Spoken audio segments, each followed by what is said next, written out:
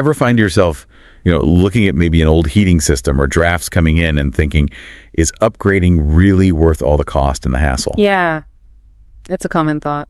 Yeah. And what if you could kind of zoom out and see how all those individual decisions, if lots of people make them, actually add up and affect the whole economy? Well, that's pretty much exactly what we're diving into today. We're looking at some really interesting research from the Pattern Project. Okay. They've been studying the Netherlands ISDE subsidy scheme. That's basically a program giving financial help to homeowners and businesses too to switch to cleaner energy. Right. So things like heat pumps, better insulation, getting some money back for doing that. Exactly. Heat pumps, insulation, solar boilers, things like that.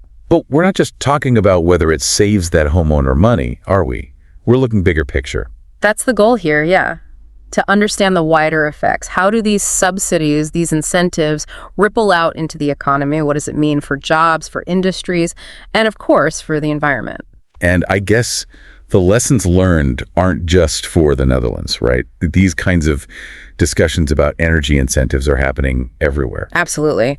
Understanding how these policies can, nudge our energy habits, maybe create some economic opportunities, and help hit climate targets that's relevant pretty much wherever you are listening. So how did they figure this out? It sounds complicated. What was the approach? It involved some pretty sophisticated modeling. Think of it like building a digital version of the Dutch economy and then running simulations. Okay. They used something called the REMES-EU CGE model that stands for Computable General Equilibrium Model. Basically, a way to simulate how different parts of the economy interact. Right. And they use this model to look ahead all the way to 2050, simulating what might happen under different levels of subsidies for installing heat pumps and insulating homes. Different levels. So like comparing different options. Exactly. They set up three main scenarios. One was status quo, just carrying on as things are now. Business as usual. Pretty much.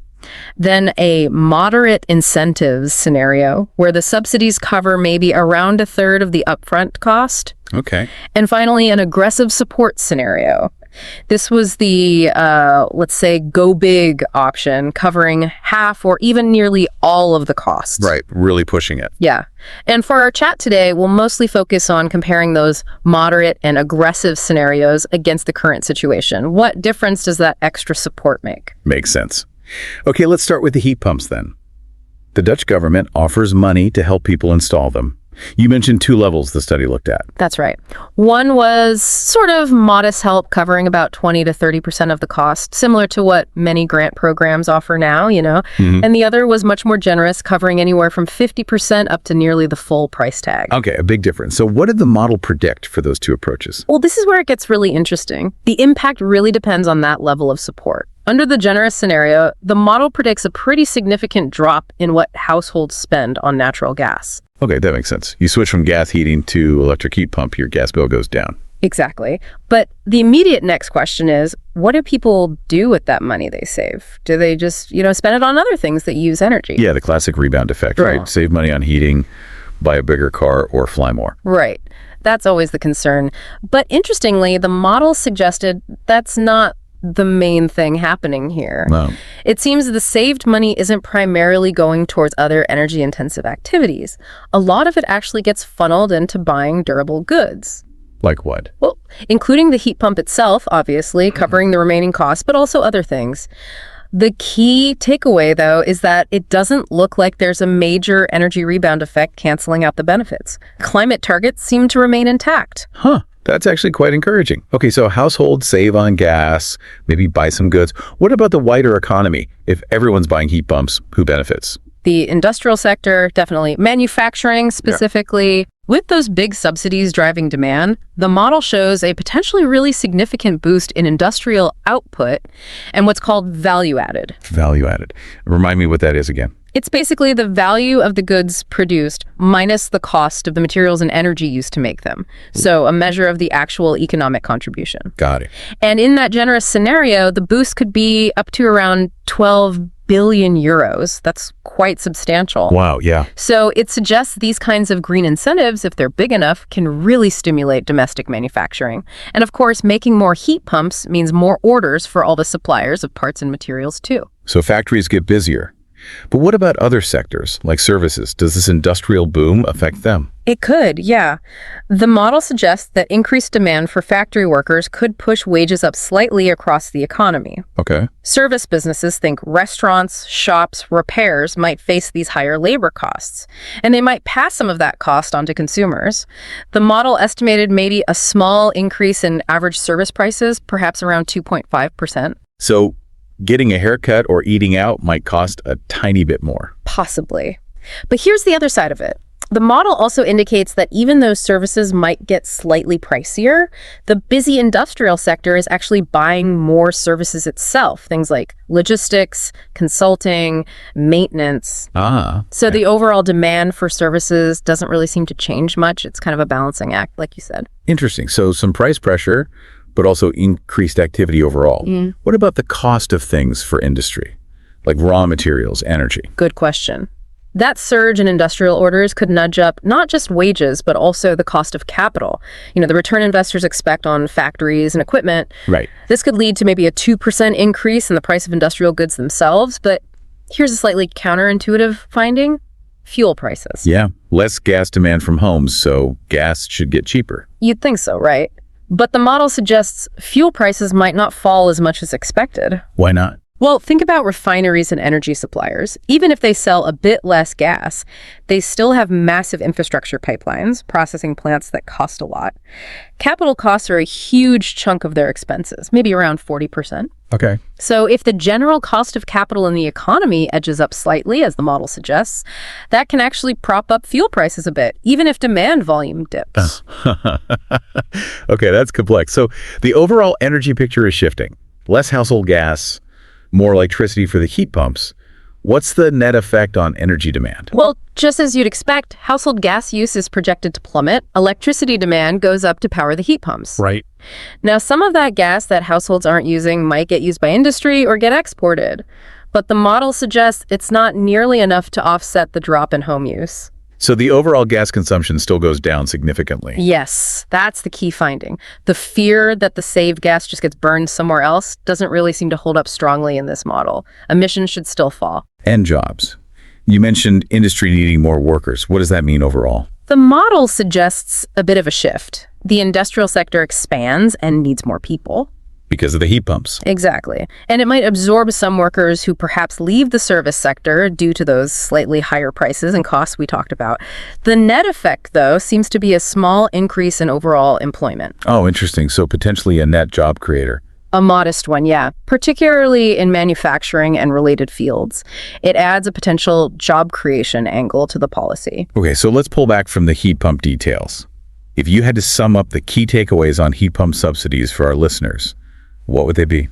I think the most crucial point is about scale. Small subsidies, like that 20-30% range, they just don't seem to make much of a dent in the big economic picture, according to this model. Minimal visible effects. So tinkering around the edges doesn't cut it? Apparently not.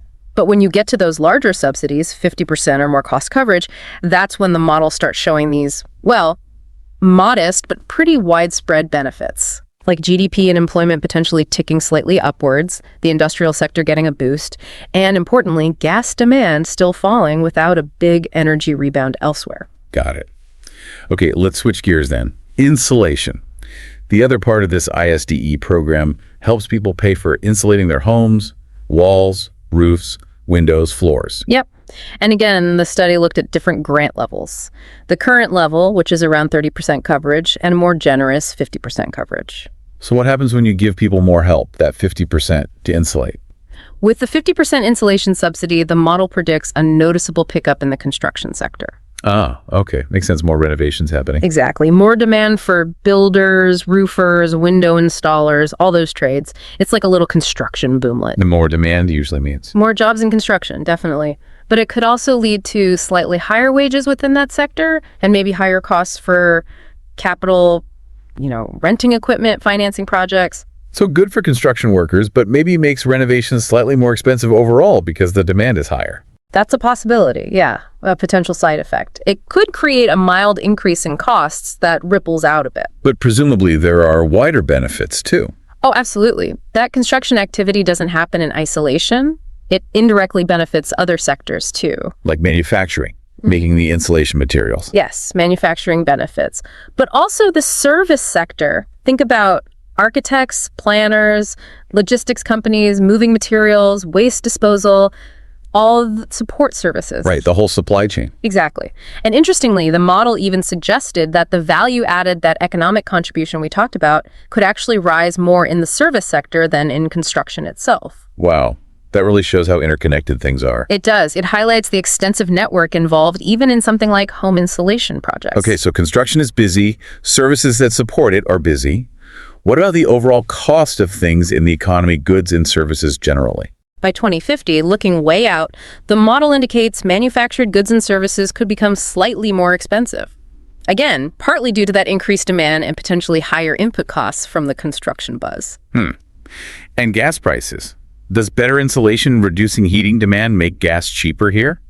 Interestingly, no, not really, according to the model. Gas prices are projected to follow pretty much the same path as if there were no extra insulation subsidies. Same reason as before. Industry and exports driving the price more than homes. Seems to be the case, yes.